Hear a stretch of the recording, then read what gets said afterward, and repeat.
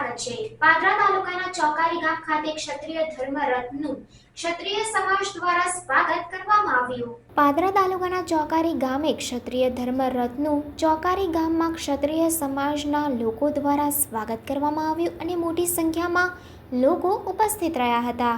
જય ભવાનીના નારા સાથે સમગ્ર ચોકારી ગામમાં રથયાત્રા ફેરવવામાં આવી હતી।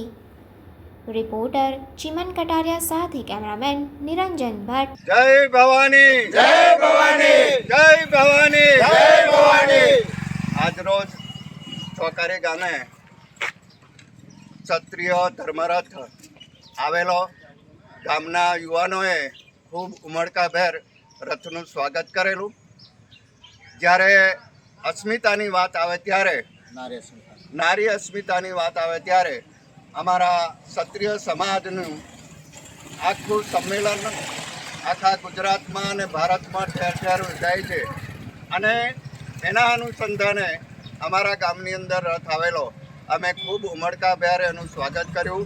આખા ગામની અંદર રથ ફેરવવામાં આવ્યો।